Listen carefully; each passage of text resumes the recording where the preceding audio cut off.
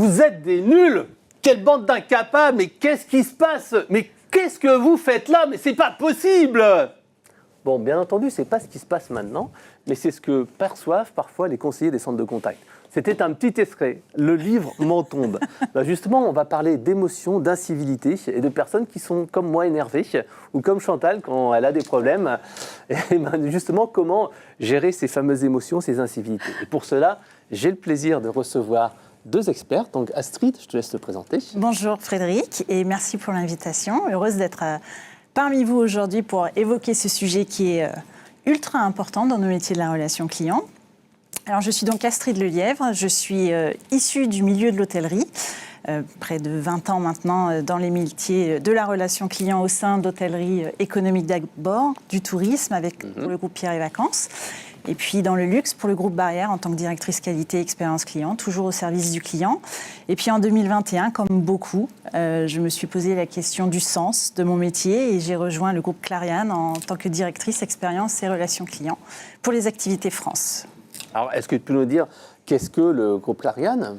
Alors, le groupe Clariane est la première communauté de soins européenne présente dans 6 pays, au service des personnes en situation de fragilité, qui se déclinent sous 3 activités principales. Les maisons de retraite sous la marque Corian, les établissements de santé mentale, soins de rééducation sous la marque Inicea, et puis la colocation partagée, l'habitat partagé sous la marque Agévie. Donc le groupe Clariane, c'est 60 000 collaborateurs, mais 22 500 en France. Ouais. Alors Salima, je te laisse te présenter. Bonjour Frédéric, je suis ravie aussi d'être avec vous aujourd'hui et de partager ce moment avec Astrid. Donc je suis l'heureuse fondatrice du cabinet de conseil One Love Management. Donc l'idée, c'est évidemment d'accompagner les organisations à transformer leurs services, tout simplement, en mettant toujours l'humain au cœur de ces changements.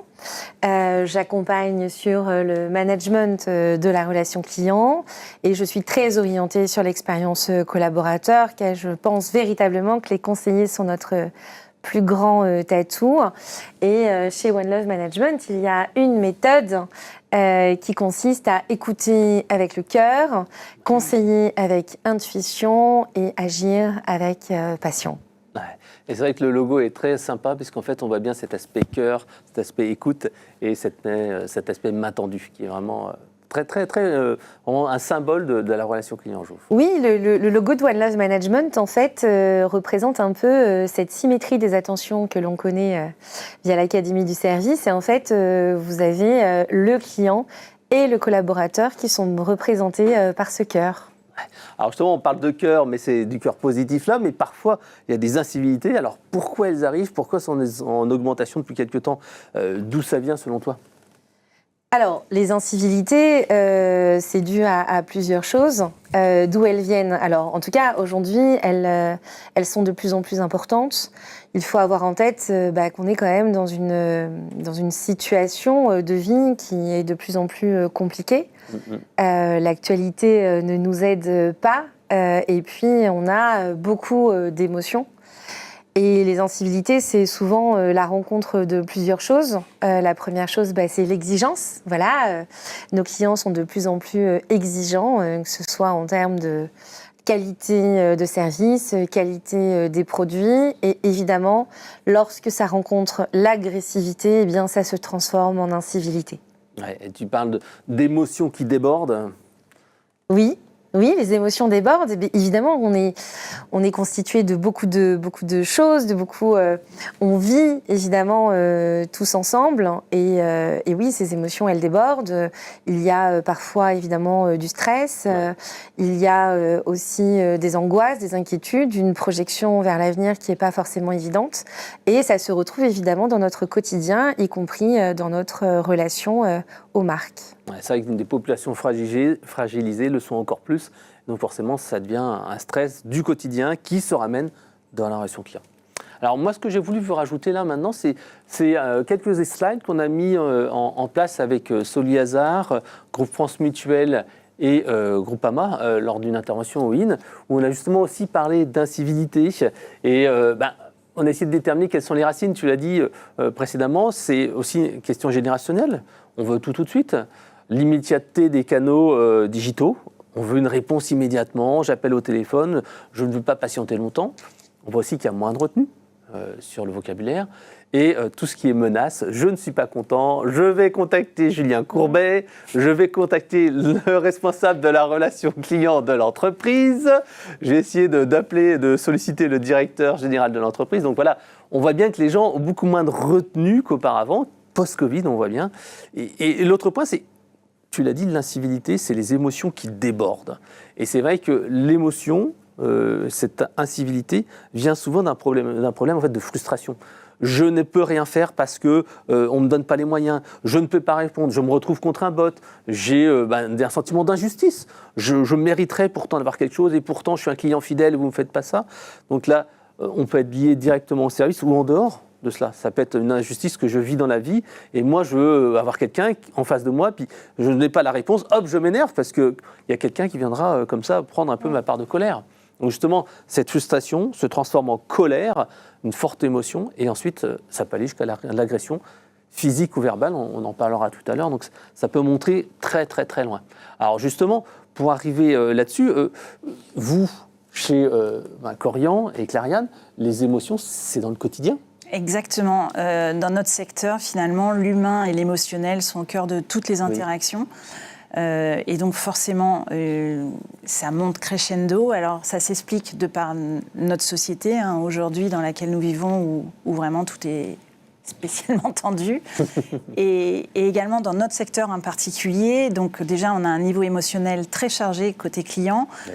De la culpabilité de la part des familles notamment, où elles n'ont pas d'autre choix parfois que de placer leurs proches en institution. La peur également, la méfiance.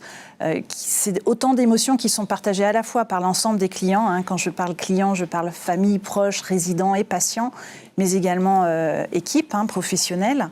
Il y a également eu la crise sanitaire qui a effectivement augmenté les exigences des clients. Le manque de confiance également dans notre secteur et puis une crise médiatique il y a quelque temps voilà, la crise médiatique, cette confiance est un petit peu c'est clairement de la défiance maintenant de l'opinion publique et quand je parle d'opinion publique c'est vraiment l'image du secteur qui a été détruite sur l'ensemble des groupes et forcément la confiance ne se décrète pas, elle s'acquiert au fil du temps donc voilà. Et puis il y a aussi la réalité opérationnelle où effectivement les incivilités sont de plus en plus fréquentes malheureusement, de plus en plus banalisées aussi parfois par les équipes mais toujours aussi déstabilisantes et difficilement gérables. Et effectivement, de notre côté, il ne faut pas oublier que ce sont des humains qui prennent soin d'autres humains. Donc forcément, par définition, la perfection n'existe pas. Et pour autant, nos clients ont des attentes extrêmement élevées. Ils pensent possible avoir un soignant pour s'occuper de leurs proches, ce qui est juste pas possible. Qu'on est également dans un secteur où on manque de soignants, justement. Et quand on a des soignants et qui sont sous-effectifs, parfois, ils sont en mode pilotage automatique. Ils font les gestes métiers, les gestes techniques, sans prendre le temps, justement, de prendre le temps avec le résident ou le patient. Et ça nuit forcément à l'empathie, à la relation humaine de manière générale. Ouais. Alors, Salima, en préparant donc cet atelier, tu nous disais que c'était important, justement dans ce cadre des émotions, des incivilités, de poser ce fameux cadre émotionnel. Alors, est-ce que tu peux nous en dire quelques mots ? Le cadre émotionnel, c'est finalement très proche de ce que moi j'appelle le cadre qualité, c'est-à-dire qu'on est dans une démarche d'amélioration continue. Le cadre émotionnel, on va le travailler quand on va identifier les moments de vérité sur le parcours client de manière à identifier les émotions de chacun de ces moments et de travailler autour des rituels en fait, de service que l'on va mettre en place en fonction des émotions que l'on aura identifiées. Et parfois, il va y avoir des moments qui vont être plus irritants que d'autres. Et l'idée ici, c'est de pouvoir anticiper. Mais en tout cas, ce cadre émotionnel, il va être très important. De pouvoir en effet l'identifier à la fois pour permettre aux collaborateurs, une fois formés, d'agir maintenant, on espère toujours d'anticiper l'incivilité, mais aussi dans le futur de manière à se remettre en question et se réadapter et à revoir les rituels de service, évidemment. Ouais, donc il y a 3 points, client, collaborateur, organisation dans ce cadre émotionnel. Oui, ça c'est ce qu'on appelle le triptyque du cadre émotionnel, parce qu'en effet, chacun va vivre son expérience de manière différente, autant le collaborateur que le client, et donc c'est important d'identifier les émotions de chacun et d'où est-ce que ça peut provenir, mais aussi l'organisation de manière plus globale en fait. Et ces 3 choses, il faut impérativement les prendre en compte. Côté client, les irritants, on peut les identifier de différentes manières, évidemment. Mais c'est souvent de l'ordre de l'insatisfaction. Tu parlais tout à l'heure de cette question d'immédiateté. On veut tout de suite, maintenant. Et les outils le permettent, mais parfois les process ne le permettent absolument pas. Ou les effectifs. Exactement. Tu as tout à fait raison, ça peut jouer. Tu peux aussi avoir évidemment une perte de confiance parce que j'ai pas été satisfait une première fois. Donc du coup, j'anticipe une nouvelle insatisfaction et donc déjà je me suis programmée pour que ça ne fonctionne pas. Le désengagement évidemment, ça aussi ça va jouer. Et côté collaborateur, il va y avoir plein de choses. Alors évidemment tu vas avoir une fatigue empathique parce que c'est quelque chose qu'on demande à nos collaborateurs, de faire preuve d'empathie, de se mettre à la place de l'autre, et parfois ça peut être épuisant et fatigant. Donc du coup les tensions, on est encore un peu plus fragile sur ces sujets-là. Et puis là au corps, du stress, parfois le turnover aussi, le climat social va avoir un impact. Et là aussi, en miroir, le désengagement des collaborateurs. Et au niveau de l'organisation, là, c'est vraiment l'ensemble en fait de la structure qui doit être adaptée. Et elle l'est pas toujours pour gérer les tensions jusqu'aux incivilités. Une baisse de la performance aussi. Peut jouer. Enfin, tu vois, quand une équipe, elle sait que les indicateurs, là, ils sont un petit peu plus en difficulté, ça va jouer aussi sur les émotions. Donc tout ça, ça doit être considéré parce que ça va avoir un impact sur la manière dont on va gérer ces incivilités, mais elle les déclenche aussi. Donc c'est ça qui est important. Justement, on parle là d'incivilité depuis quelques temps. Oui. Qu'est-ce que c'est une incivilité et pourquoi c'est important de la définir ? Eh bien moi j'ai envie de te dire qu'une incivilité c'est un peu tout ce qui se fait sans sourire et sans gentillesse. Oh bah là il y en a beaucoup là, il y a beaucoup d'incivilité dans le quotidien. Parce que je pense que c'est très important d'avoir les bonnes limites et au bon moment. Donc forcément quand on est dans une relation qui n'est pas agréable, eh bien en fait ça nous touche de manière inconsciente, mais on est touché. Donc déjà une incivilité c'est de se dire qu'elle blesse d'une certaine manière. Donc chacun a différentes sensibilités. Pour autant, chaque organisation, chaque entreprise, en fonction des produits et des services qu'il vend, va définir ce qu'est une incivilité dans son organisation. Et c'est vrai que tu nous as mis une petite capture écran que tu as pris depuis ta voiture et tu nous disais « Ah, mais c'est exactement notre sujet !» Exactement, oui, je suis tombée dessus par hasard et je t'ai immédiatement envoyé la photo. Je trouvais ça intéressant. Alors, il y a beaucoup d'entreprises qui le font et c'est ça, c'est vraiment super, notamment parce que ça va avoir un impact réel, autant sur les collaborateurs, alors, ça on en reparlera, mais ça veut dire que l'entreprise reconnaît ses incivilités, parce que clairement, c'est inacceptable. Ouais. Là, je pense là, on que voit c'est important. insulte, menace, agression. Là, oui. Forcément, là, on monte quand même d'un niveau... Exactement, et les agressions, elles peuvent être verbales, elles touchent, elles font mal, même si on demande à nos collaborateurs de ne pas prendre ces sujets-là personnellement. Enfin, c'est quand même difficile, on est des êtres humains, donc on est touché, et puis quand on est impliqué dans son travail, forcément, on a tout de suite envie de se remettre en question, qu'est-ce que j'ai fait de mal ? Et j'ai peut-être pas forcément fait quelque chose de mal, parce que c'est tout un écosystème qu'il faut prendre en compte. Mais en tout cas, une chose est sûre, c'est que ça touche. Et ça, il faut le traiter. Donc, c'est inacceptable, c'est vrai. Maintenant, après, il va y avoir différents moyens de le prendre en charge. Mais le fait de communiquer auprès de ses clients et au-delà, parce que moi, je ne prends pas le bus, et pourtant, ça m'a touchée. Ça montre bien que l'entreprise, elle considère ce point et donc elle respecte ses collaborateurs et elle demande aux clients de respecter ses collaborateurs. Et ça touche y compris le grand public. Et c'est là qu'on en revient aux émotions parce que du coup, on fait appel au cœur du grand public et on est dans la prévention. Donc ça, c'est très intéressant. Donc définir ce que c'est une incivilité. Chez Korian, pour vous, où ça commence un petit peu cette incivilité ? Je rejoins Salima sur la notion de sourire. Nous, une incivilité, ça va commencer par une famille qui ne dit plus bonjour, par exemple, quand elle vient rendre visite à son proche, ou qui va faire des remarques, des critiques continuelles, incessantes, sur un ton plus ou moins adapté, voire même agressif. Aujourd'hui, moi, je fais le triste constat que mon métier a changé. Mon équipe et moi-même ne répondons pas juste à des réclamations en essayant de satisfaire le client en répondant à leurs réclamations. Non, aujourd'hui, clairement, on rappelle les règles de fonctionnement de nos établissements aux visiteurs, aux proches, aux familles. Parce qu'on constate qu'effectivement, ça dérape et on ne peut pas l'accepter. On peut avoir des différends.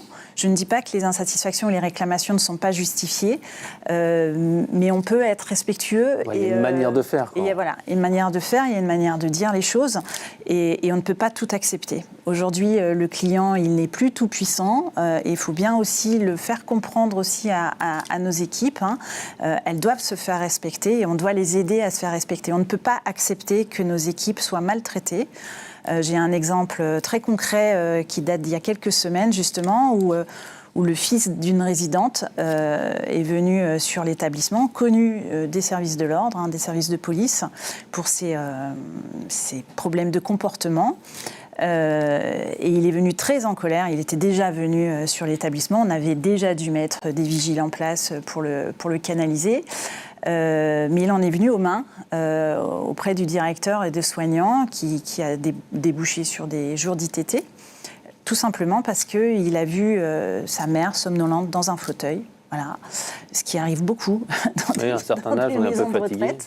Et donc voilà, c'est parti vraiment là dans le rouge. On a dû faire appel aux forces de l'ordre, qui sont venues bien sûr. Mais voilà, ce genre de situation est juste inacceptable pour, encore une fois, des humains dont le métier est de prendre soin. Donc on ne peut pas connaître ces situations inacceptables. Donc nous, une des missions de ma direction est justement de prendre le relais auprès des établissements, justement, quand il y a une menace, par exemple, souvent mise à exécution d'ailleurs, d'avis Google extrêmement négatifs, qui nuit à la réputation de l'établissement, mais aussi à celle du directeur.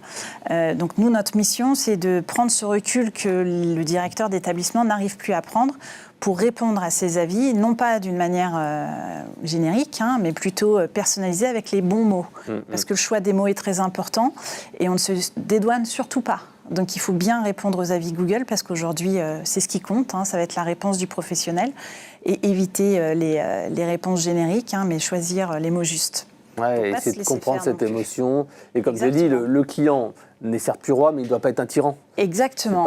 Exactement. On se doit respect mutuel. Et la violence n'est pas une manière de parler. Alors que c'est vrai que certaines personnes ont un peu trop tendance à voir ce langage, même à l'école. Moi, je le vois, j'ai des enfants. La violence, elle est partout. Et puis, on constate effectivement ces débordements dans tous les secteurs, à l'école, les crèches, les hôpitaux, les services des urgences.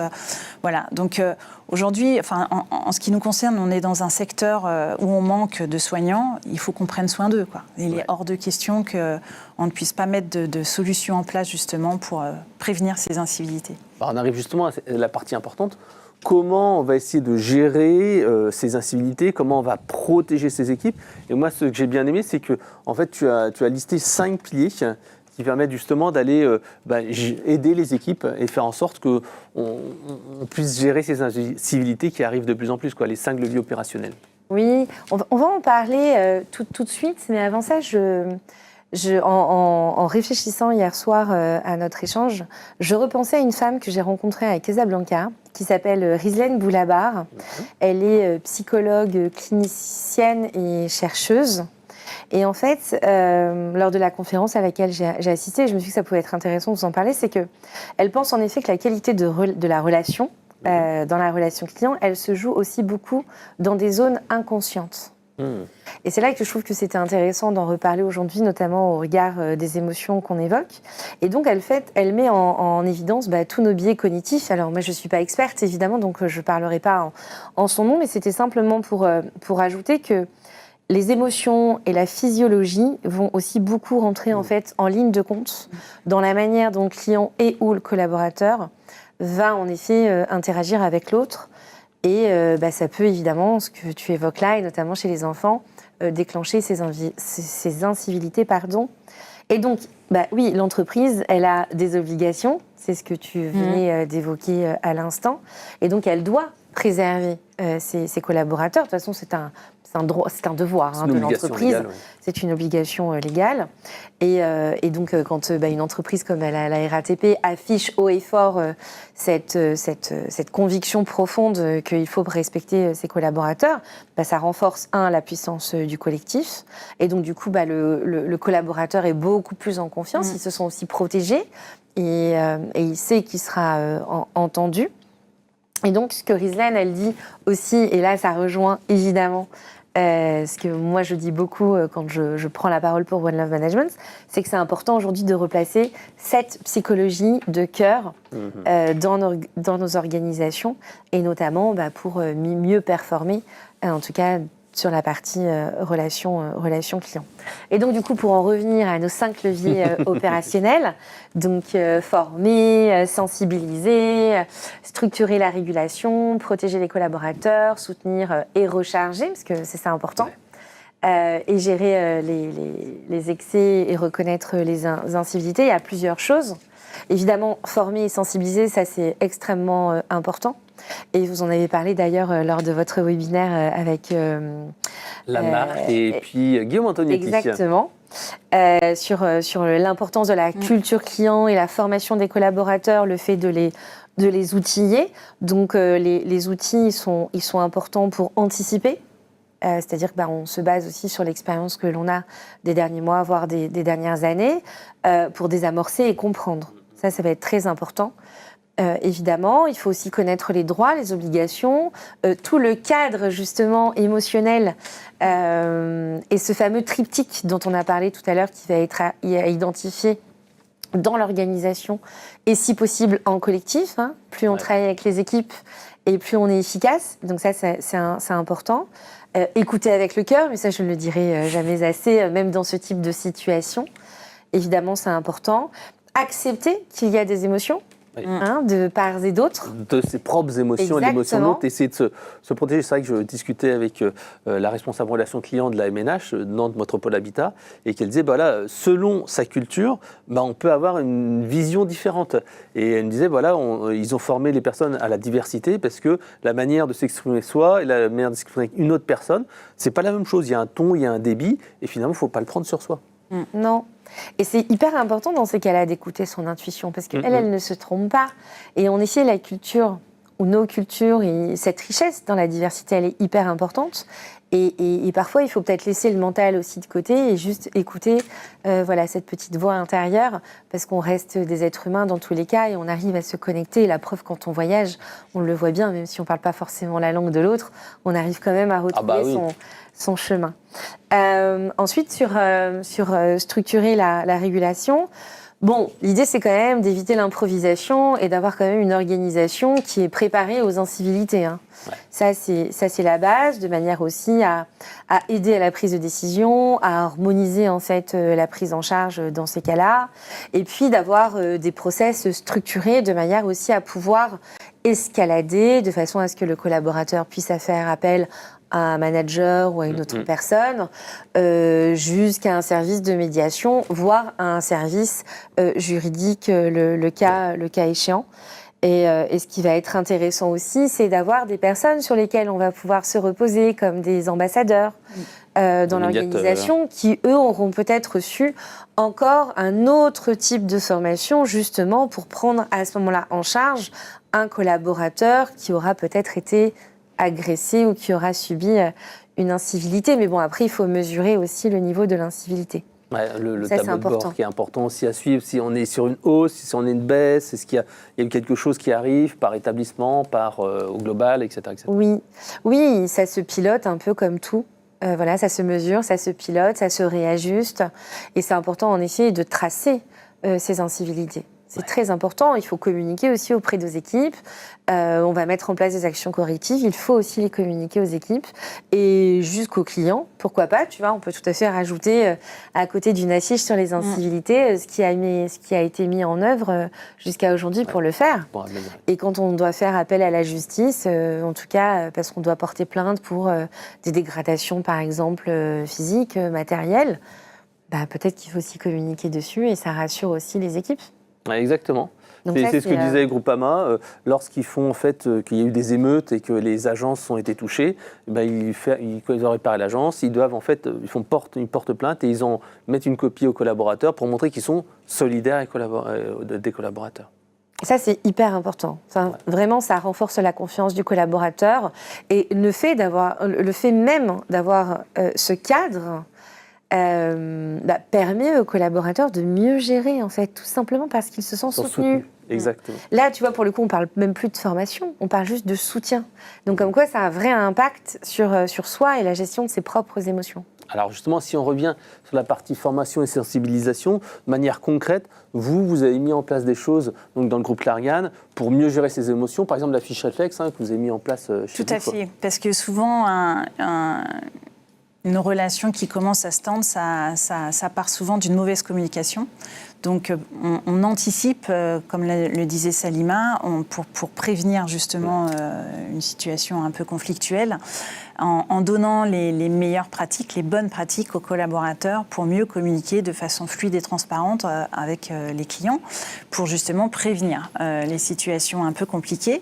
Et puis, il y a également plusieurs ressources très concrètes, notamment une formation sur la gestion des situations conflictuelles, qui sont malheureusement de plus en plus fréquentes, avec des outils de communication basés aussi sur des règles de médiation aussi, donc des outils de communication de résolution de conflits avec un volet médiation. Il y a également des affiches pour les clients, pour les collaborateurs. Ouais, je les mets à l'écran là. Exactement, donc une charte des règles de vie de la maison qui sont aussi bien pour le collaborateur que pour le client, qui sont basées sur l'écoute, le respect, le sourire, l'échange, hyper important. Une affiche également pour justement rétablir aussi le fait qu'on doit tous être respectueux les uns envers les autres et on n'accepte pas les comportements qui pourraient être déviants, comme par exemple la prise de photos ou de vidéos de collaborateurs sur leur lieu de travail. Donc voilà, ça c'est des choses aussi qu'on affiche. Alors pas derrière un bus, mais dans nos affichages au sein de nos établissements, et c'est pour l'ensemble des activités, pour justement informer nos clients qu'on n'accepte pas des débordements. On a également un jeu de cartes ludique pour travailler en équipe, parce que c'est pas évident de mobiliser les soignants sur ces sujets-là, qui sont, là encore, un manque de temps pour le volet formation. Donc, un jeu de cartes avec des situations très concrètes et les actions à mettre en place, des situations du quotidien où on sait que ça va déborder sur une potentielle relation conflictuelle. Donc, on met des actions très concrètes en place. Et puis, on a travaillé également cet été en équipe, pluridisciplinaire, c'est-à-dire vraiment avec un psychologue, avec des psychologues des établissements, des directeurs d'établissements, des aides-soignants, sur un projet de baromètre de relations avec les familles principalement, sur établissement, qui va permettre aux collaborateurs, aux professionnels de santé d'évaluer, de diagnostiquer finalement le degré de relation avec la famille, si elle est saine, c'est-à-dire dans le vert, ou si elle est en voie de rupture, c'est-à-dire dans le rouge, et justement d'adapter son comportement, son attitude avec les mots, encore une fois, les éléments de langage professionnels, voilà, pour justement gérer la relation tout en restant professionnel. Et ça, c'est un outil qui sera mis en place très prochainement. Ce baromètre, il existe aussi en symétrie pour les clients, pour le résident ou le patient, pour évaluer la relation avec le soignant. Voilà, c'est ultra important d'avoir tout en symétrie, et pour le coup, on communique à nos clients sur ce type d'outils parce qu'on est extrêmement transparent dans nos établissements, on dit tout ce qu'on fait, tous les événements. La traçabilité, tu en parlais, Salima, ça c'est obligatoire chez nous pour avoir justement cet historique et parce qu'on a des obligations vis-à-vis des ARS également, donc tout événement ce qu'on appelle des événements indésirables ou des événements indésirables graves doit être signalé à l'ARS et le genre de situation conflictuelle en constitue pas mal. C'est vrai que ça, c'est l'étape numéro 2, structurer la régulation. Et dedans, vous avez aussi la procédure à suivre. Exactement, lorsqu'il y a la conduite à tenir. Et qui explique effectivement toutes les étapes, et notamment ce volet traçabilité qui est ultra important. Et les collaborateurs peuvent également, en toute autonomie, déclarer un événement indésirable, notamment via l'application que nous avons déployée pour le quotidien des soignants, une application mobile qui permet de gagner du temps. Alors, si on revient maintenant à l'étape numéro 3, qui est protéger les collaborateurs, ça c'est quelque chose qui est vraiment important, on l'a souligné. Toi, je sais que tu dis, voilà, il faut partir sur un certain nombre de points, tolérance zéro, la lettre, etc. etc. Est-ce que tu peux nous en dire un petit peu plus comment on fait pour protéger ces collaborateurs face à ces incivilités croissantes ? Oui, la protection des collaborateurs, elle est essentielle, hein, et notamment parce que ça peut être très grave, en fait, hein, d'où l'idée que c'est inacceptable, hein, les incivilités, quelles qu'elles soient.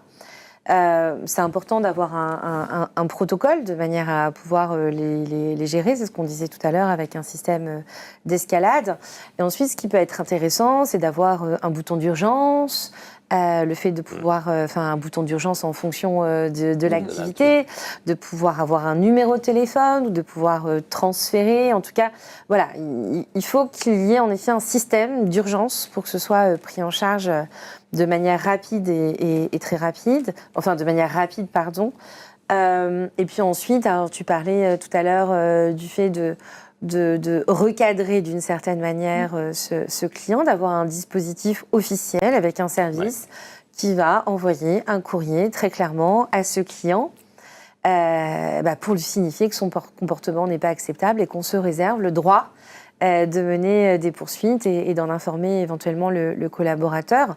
Ça protège d'une certaine manière. Donc, c'est important. Se sent soutenu, protégé, oui, on ne se sent pas seul en fait. Exactement. Donc voilà, d'avoir un cadre qui soit clair et des droits qui soient reconnus. Donc cela, de manière concrète, c'est le baromètre, mais vous avez également aussi une charte d'accueil que vous mettez à disposition et qui est aussi un élément qui va cadrer en fait tout ça, qui va dire voilà ce qui est acceptable, ce qui n'est surtout pas acceptable. Oui, ce sont les règles de vie effectivement de la maison là, que tu as montré tout à l'heure, qui vraiment permet à chacun de se positionner et de montrer aussi aux collaborateurs, c'est un message fort, hein, qu'on pense à lui aussi. On pense au client, mais on pense aussi à lui. Et encore une fois, c'est de notre mission que de prendre soin de nos soignants également, parce que sans eux, on peut fermer nos maisons, en fait, tout simplement. Donc on a vraiment besoin d'eux, on a besoin d'eux en forme, bien dans leur mission, parce que leur mission, elle est difficile, mais elle est nécessaire. Elle est clé, Elle est clé, donc on doit absolument faire attention. Et c'est vrai que ces courriers de recadrage, aujourd'hui, donc nous, on en fait de plus en plus, malheureusement. Et ça, c'est un signal fort aussi qu'on envoie au réseau, parce qu'on ne laisse plus rien passer. En tous les cas, on ne peut plus accepter que nos équipes soient maltraitées. On ne peut pas accepter, on ne peut plus, et on ne devrait pas avoir à gérer ce genre de situation. Malheureusement, c'est le cas aujourd'hui. Ouais. Alors, le 4e point, c'est soutenir et recharger. Là également, il y a des choses en fait à mettre en place. Alors, qu'est-ce que tu préconises, dis-moi ? Déjà, on va faire en sorte que ça ne se reproduise pas trop. C'est l'idée. Ça, c'est quand même important parce qu'il y a une usure émotionnelle après, et donc il faut la prendre en charge. Donc, après, en fonction des cas et de manière individuelle, il y a des collaborateurs parfois. Il y en a à qui ça n'arrive jamais. Et il y en a à qui ça va arriver plusieurs fois. Donc, dans ces cas-là, il faut prendre la mesure aussi de la situation et prendre des décisions peut-être pour ce collaborateur qui n'est peut-être finalement pas à la bonne place. Enfin, tu vois, après, ça, ce sera au management d'y penser et d'y réfléchir, et que malgré toutes les formations qu'il a pu avoir, il y a peut-être quelque chose, c'est lui qui va déclencher chez le client, tu vois, une forme d'agressivité. Donc ça, il faut y penser. Ensuite, c'est de systématiquement débriefer les collaborateurs avec les collaborateurs. C'est pas débriefer les collaborateurs, mais c'est débriefer la situation avec le collaborateur, ne pas laisser un collaborateur repartir sans avoir pu partager, échanger. Ça, c'est important. Moi, s'ouvrir et sortir cette émotion qu'il a à l'intérieur de lui. Évidemment, ce qu'il vient de vivre, de ressentir. Et puis, parfois, on a besoin de se re-raconter l'histoire pour remettre les choses à la bonne place. Ça, c'est important, hein, de libérer la parole sur ces sujets, d'avoir un sas de décompression immédiat. Alors, évidemment, souvent, c'est en salle de pause ou voilà, il y a plein de possibilités, mais ça, c'est important d'accorder un laps de temps, en fait, au collaborateur qui vient de vivre une situation compliquée et difficile, qui reprenne son poste de travail. C'est ce qu'on disait ce matin avec la MNT. Et donc, s'il faut 5 minutes de sas de décompression après un appel difficile, qui peut être un appel d'incivilité ou un appel émotionnel avec un fait grave, le collaborateur ne peut pas être au top juste après pour un autre appel. C'est trop compliqué, c'est trop dur, trop d'émotions. En tout cas, il faut accepter que ce n'est pas forcément le cas et lui laisser la liberté de choisir et d'être entouré et encadré à ce moment-là. Et c'est là que l'esprit d'équipe, il est important et qu'on fait preuve de solidarité pour le back-upper éventuellement ou repositionner une autre personne en fonction du métier. Et ça, c'est important aussi que voilà, on ait cet esprit d'équipe et qu'on soit conscient de ce que l'on vit et qu'on se soutienne. Évidemment, ensuite, on va pouvoir mettre en place du coaching. Ça, je pense que c'est important aussi, d'essayer de comprendre pourquoi on a vécu ce moment un peu difficile et surtout si ça se répète, ce que je disais tout à l'heure. Là, il va peut-être falloir creuser davantage avec le collaborateur en question. Enfin voilà, mettre en place un certain nombre de rituels sur le parcours du collaborateur qui vit ce type d'incivilité. Et puis valoriser les micro-victoires quand on a réussi à faire justement baisser les choses, apaiser ses tensions et se dire j'ai réussi. Là, avec cette famille, ça se passe mieux maintenant, il n'y a plus la tension qu'il y avait auparavant. Exactement, ça c'est important quand on a réussi à basculer finalement cette relation parce que on dit que c'est inacceptable et c'est un fait. Donc c'est important en effet de mettre des choses en place. Pour autant, le client c'est le client et il doit rester client. Oui. Donc, c'est pas parce qu'un client a fait preuve d'incivilité qu'on ne veut plus qu'il soit notre client, au contraire. Donc là, ensuite, il va y avoir tout un travail à faire pour comprendre, en effet, comme tu disais, apaiser les tensions, réparer les choses et remettre en place les bonnes actions pour renouer cette confiance et le fidéliser et que ça ne se reproduise plus. Mais l'idée, c'est pas de le perdre, ce client. Ouais. Et c'est vrai que vous, comme vous êtes dans un contexte un peu particulier, vous avez même mis une ligne d'écoute téléphonique avec des psychologues. Bon, là, on est dans des cas vraiment qu'on ne retrouvera, j'espère pas, dans beaucoup d'entreprises, mais c'est quand même important. Une ligne d'écoute psychologique, effectivement, pour les collaborateurs, exclusivement pour les collaborateurs, quand ils vivent des émotions quand même très, très fortes. Et puis un patient qui peut décéder, exactement. C'est quelque chose. Au quotidien, il y a des situations difficiles émotionnellement à gérer, donc il y a une ligne d'écoute psychologique dédiée. Et puis il y a également une cellule de médiation qui a été mise en place au sein du groupe Clariane, à la fois pour le client, qui peut saisir un médiateur, donc un tiers neutre de confiance, qui pour apaiser justement la relation quand ça devient conflictuel, mais également pour les collaborateurs, les salariés également. Il y a des conflits parfois en interne entre salariés ils peuvent également faire aussi appel à cette cellule de médiation quand il y a besoin justement d'avoir ce sas de décompression aussi, de pouvoir écouter, de pouvoir aussi parler et essayer de retrouver une relation apaisée. Non, c'est vrai, c'est important. Et l'ayant vécu au travail, entre collègues, je sais que des fois, c'est pas facile. Je te rassure, Chantal, je ne parle pas de toi.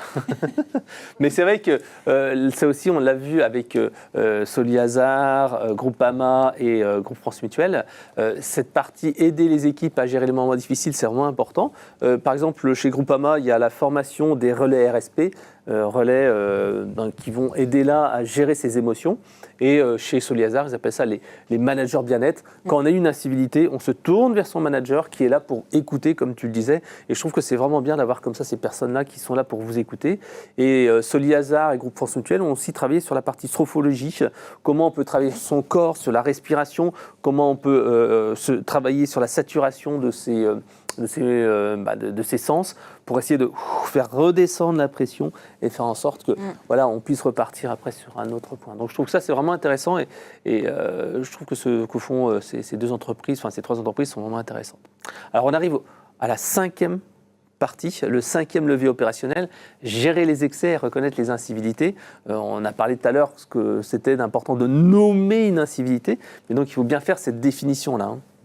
Oui, il ne faut pas les banaliser, c'est pas rien. À nouveau, j'insiste sur le fait que c'est grave. Oui. Qu'il ne faut pas les banaliser et que c'est important, notamment, d'identifier des seuils, en fait. C'est ce qu'on disait sur le fait de pouvoir mesurer, mais donc, du coup, il faut définir des seuils. Et ça, c'est important. À quel moment c'est un irritant? Genre, je dirais pas juste un irritant, mais c'est un irritant. Ça m'agace légèrement jusqu'à ce que je sois véritablement blessée, en fait. Ouais. Donc, moralement, mais aussi physiquement. Donc, ces seuils, ils sont très importants pour notamment gérer les excès. C'est-à-dire, à partir du moment où je dépasse le seuil, c'est un excès, en fait. Ouais. Donc, voilà. Et puis... une fois que tout ça s'est identifié, ça veut dire que du coup, on a le droit de les nommer. Oui, le droit de dire non. Et oui, le droit de dire stop, le droit de dire là, je suis désolée, mais en fait, Frédéric, non. Tu n'as pas le droit de me parler comme ça. Tu ne peux pas me parler comme ça, je ne l'accepte pas. Tu as dépassé la limite. Mais c'est vrai, par exemple, le groupe Atlantique a ce qu'ils appellent le joker, c'est-à-dire qu'une fois par an, un collaborateur a le droit de raccrocher un client qui a été totalement irrespectueux. Oui, bon, moi je raccrocherai pas parce qu'à nouveau c'est un client, donc non. Mais par contre, ils ne l'utilisent pas forcément, mais ils savent qu'ils ont le droit de l'utiliser. Oui, je comprends. Moi, j'aurais plutôt tendance peut-être à lui mettre une petite musique d'attente, tu vois, genre hop, tu vois, une petite musique. Ah, il y a Nakamura. Allez, hop, c'est parti. 5 minutes. Voilà, je le basculerai plutôt sur autre chose, ou peut-être même un petit bouton d'urgence. Attention, vous avez été agressif. Tu vois, j'en sais rien. Je pense qu'on peut imaginer plein de possibilités, en fait. Par exemple, je reviens sur Nantes Métropole Habitat. Sur certaines personnes qui sont trop difficiles au téléphone, ils disent « Attention, monsieur, désormais, en fait, on ne communiquera avec vous que par email. » Et donc, en fait, ils ont un message quand ils appellent « Désolé, monsieur, là, vous êtes trop irrespectueux, vous n'avez pas des paroles qui sont acceptables. » Et donc, à ce moment-là, la communication se fait que par écrit. Alors oui, parmi tous les tips, en effet, on peut identifier plus ou moins, alors il faut faire attention avec la RGPD, etc. Exactement. Mais en tout cas, à partir du moment où un client aura été incivil, on peut se dire que son dossier aura été transmis à un service de médiateur ou au service juridique, et auquel cas son dossier, s'il y a un dossier, est identifié. Oui. Et pour le coup, c'est un dossier, quand il nous contacte, il peut être directement orienté vers ce service de médiation qui a donc vers un manager aussi. Un manager, par exemple. En tout cas, des collaborateurs qui ont reçu une formation complémentaire que les collaborateurs en front n'auront pas reçue. Donc ça, c'est tout à fait possible. Mais bon, il faut quand même être prudent et respecter le cadre légal sur ce sujet. Évidemment, documenter, ça va être très important, avoir une base de connaissances qui va porter l'ensemble de ces sujets, parce que ça intègre véritablement le parcours client, donc ça doit être documenté et porté à la connaissance de tous, et puis identifier les KPIs, ça c'est important aussi pour mettre en place des actions correctives. Voilà. Je pense que j'ai à peu près tout dit sur le 5e point, qui est un levier opérationnel. Alors, sur les leviers opérationnels, il n'y a pas d'ordre en soi. Enfin, voilà, ils comptent tous, mais il n'y en a pas un qui est prioritaire par rapport à l'autre. Ce sont vraiment les bonnes pratiques à mettre en œuvre pour gérer les incivilités. Ouais, c'est très juste. Et cette partie gérer les excès, reconnaître les incivilités, c'est donc le baromètre dont on a parlé. Le fameux baromètre qui va permettre vraiment aux équipes d'identifier, alors c'est tout nouveau, mais d'identifier la bonne gestion de la relation et les différentes situations justement, et puis surtout de les doter d'éléments de langage et de posture à avoir. C'est-à-dire, je me tiens à distance, je ne dis rien, le ton de ma voix, et puis les phrases que je peux dire, et tout ça de façon professionnelle, pour pas que ça déborde justement, et qu'ils arrêtent de subir la situation finalement, qu'ils aient vraiment les clés pour pouvoir se sortir de cette situation, et puis passer le relais. Pas être en punching ball et ramasser des coups, et dire ok, soit là, à ce moment-là, on arrête le match et on passe à autre chose. On a le droit de dire au client, on va arrêter la conversation là parce que le ton ne me convient pas. à moi en tant que collaborateur. Et donc, on va s'arrêter là. Et ne serait-ce que de donner la permission, entre guillemets, aux collaborateurs de dire ça, finalement, c'est aussi lui donner les clés de « voilà, on est là pour vous soutenir ». Et c'est ultra important de le repréciser. Ouais, c'est très vrai. Alors, si on peut résumer en une phrase, alors ça ne va pas être facile, mais au moins en une ou deux phrases, ce qu'il fallait retenir de cet atelier sur la gestion des incivilités, qu'est-ce que tu dirais et qu'est-ce qu'il faudrait retenir pour les personnes qui nous écoutent ? Qu'est-ce qu'il faudrait retenir ? Eh bien, je pense que c'est plus qu'aujourd'hui, il faut l'intégrer dans sa feuille de route et il faut faire les évolutions nécessaires pour la gestion de sa relation client de manière globale, c'est important.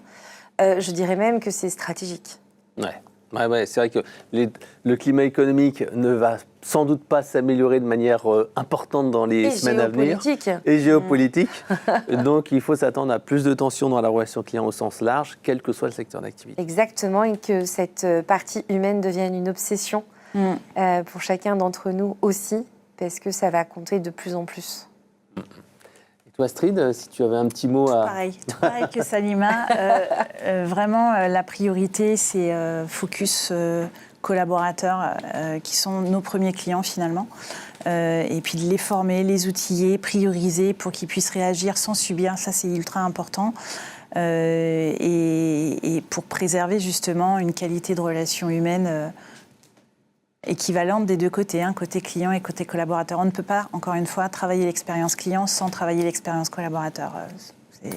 C'est un non-sens que de ne pas penser aux collaborateurs d'abord. Merci pour cet atelier passionnant. Ce que je propose, c'est qu'on passe à la partie où on va faire gagner les 2 livres. Justement, là, on est en plein dedans, les aidants. Donc, Chantal, c'est quoi la question pour gagner les 2 livres ? Alors, la question pour gagner les 2 livres, je vais essayer de vous en donner une relativement facile. Parce que tout à l'heure, c'était un petit peu compliqué quand même, ça a beaucoup ramé. Tout au long de cette session, on a détaillé un nombre de leviers opérationnels. Donc, ça se résume à un chiffre. Normalement, vous devriez, si vous avez bien écouté, voir que la session s'est découpée en 5 parties. On va prendre une autre question. C'est bon, le premier à Allez, répondre. le premier qui balance. Alors, une autre question, Chantal. Une autre question auquel on va répondre. Voilà. Alors, il n'y a pas seulement eu des questions, il y a eu quelques remarques. Donc, je vais quand même en faire profiter nos intervenantes. Il y a Eliane qui n'avait pas de questions spécifiques, mais qui tient vraiment à vous remercier pour la richesse, la justesse et la qualité de vos interventions. C'est gentil. Merci, Eliane. Merci, Eliane. Nous avons Michel Boyer qui a assisté à cette session et qui est tout à fait d'accord avec Salima sur le fait de le type de Legrand qui permet de raccrocher au nez une fois le fameux joker. Pareil, Michel Boyer. Donc voilà. Elle dit surtout, je vous en prie, ne raccrochez pas. Oui, non, faut pas raccrocher. Je vous en prie. Voilà, elle est bien d'accord. Il y a une question. Y a-t-il des profils de collaborateurs plus à même de gérer les incivilités ? Est-ce que ça doit influencer le recrutement ? Je dirais pas que... Pardon, je me permets de répondre, vas-y. Je suis désolée. Je pense que il n'y a pas de profil, ce sont des comportements. Exactement. Et donc, en fait, les comportements, ils peuvent évoluer, ils peuvent changer, on peut apprendre, on peut répéter. Donc, il n'y a pas de profil, si ce n'est éventuellement une ouverture à l'apprentissage et une appétence à la gestion de ses propres émotions. Mais il n'y a pas de profil, non. Ça s'apprend, ça se répète. C'est des comportements, quoi. Oui. Orienté client aussi. Évidemment. Voilà. Client, Chantal, une autre question ? Oui. On peut en prendre encore 3 ou 4. Alors, c'était, je pense, une question plus pour Clariane. Comment faire pour maintenir le savoir-faire avec des équipes qui tournent souvent comme dans le médical ? Est-ce qu'il faut former en permanence ? Est-ce que vous avez un système de formation ou un parcours ? Pour les incivilités. Pour les incivilités ? Je pense. C'était pas précisé. Bon, je pense que c'est pour les incivilités ou la relation client, je pense. Parce que les formations techniques, je pense que les gens, ils ont... En principe, quand ils viennent, ils connaissent leur métier. Mais oui, il y a tout ce qui est gestion des relations conflictuelles, cette formation qui est effectivement délivrée à tous les collaborateurs, en tous les cas. Après, on privilégie surtout certains établissements parfois qui sont plus sujets, parce que parfois sur certaines régions, sur certains établissements, il y a plus... on constate un plus haut niveau, mais oui, tout le monde est formé à la même enseigne. Alors, une autre question, Chantal? Oui, c'était Laurence qui disait « J'entends que c'est un client, mais jusqu'où aller pour le garder? Quelles limites donner ?» Qui veut répondre? Tout doit être fait pour garder le client, sauf si en effet on est amené à, j'ai envie de dire, à déposer une plainte, et encore que non, je pense qu'il n'y a pas véritablement de limite. Tout doit être fait pour résoudre la problématique. Tout. Hein. Et c'est évident que sur de l'agression physique ou matérielle, là, on a dépassé un certain stade. Et qu'en règle générale, l'entreprise va être amenée à porter plainte parce que du coup, elle va vouloir obtenir réparation. Quand c'est de la violence physique, il y a quand même des enjeux. Peut-être que la santé du collaborateur, son intégrité physique, il va être blessé. Auquel cas, je crois que là, s'il est plus client, c'est pas très grave en soi, au contraire. Mais tant qu'on n'est pas sur des violences physiques et matérielles, je pense qu'il faut tout faire. Il n'y a pas vraiment de limite. On peut essayer de réparer la relation. Exactement. Complètement. Okay. Alors, Chantal, encore une question, je pense. Les 50. Alors, allez, vous avez parlé de fiches réflexes. Est-ce que vous pourriez nous donner des exemples de mots, des termes? Idem pour le jeu de cartes. Je suis curieux de voir à quoi ça ressemble. C'est Yannick qui pose la question. Alors, la fiche réflexe, c'est plutôt les bonnes pratiques d'avoir une bonne communication fluide et transparente avec les clients. Alors, c'est en fonction des mots choisis. Alors, je ne l'ai pas en tête, cette fiche réflexe. C'est effectivement les meilleures pratiques en termes de communication, le ton de voix, la posture, la régularité de la communication aussi avec... moi, bien sûr, je pars sur mon secteur. Il faut échanger régulièrement avec la famille, être transparent, ne pas surpromettre des choses qui ne sont impossibles à faire. Donc vraiment être dans la transparence et dans la régularité de l'information. Et puis le fameux jeu de cartes ludique, c'est vraiment un jeu de cartes qui permet aux collaborateurs de jouer en équipe justement avec des situations. Il y a une situation du quotidien d'un EHPAD par exemple, dont on sait cette situation va générer souvent des réclamations. Alors moi, j'ai la gestion du linge en tête, par exemple. Oui, le linge du résident, c'est un sujet chez nous. Ah, les vêtements. Ah, les vêtements, oui. C'est le premier motif de réclamation, c'est la gestion du linge. Parce qu'on a des prestataires externes qui viennent chercher le linge pour le laver à l'extérieur. Et puis, bien sûr, ils ramènent la moitié du linge. Et donc, c'est un sujet dans un établissement de santé. Médico-social en tous les cas. Et donc, face à ce genre de situation, qu'est-ce qu'on fait, qu'est-ce qu'on dit pour que les équipes aient les bons mots pour justement répondre à ce genre d'insatisfaction qui peut vite déborder, très sincèrement. Et de linge qui disparaît? Bah oui. Ah bah oui. On a du linge qui est envoyé à l'externe pour le laver. Il ne revient pas. Des fois. C'est un peu l'idée de la chaussette qui disparaît chez toi à la maison, tu vois. C'est-à-dire que tu n'as pas vraiment d'explication, tu sais pas. Mais on arrive à la retrouver à un moment donné. Oui, des fois pas. Pas toujours.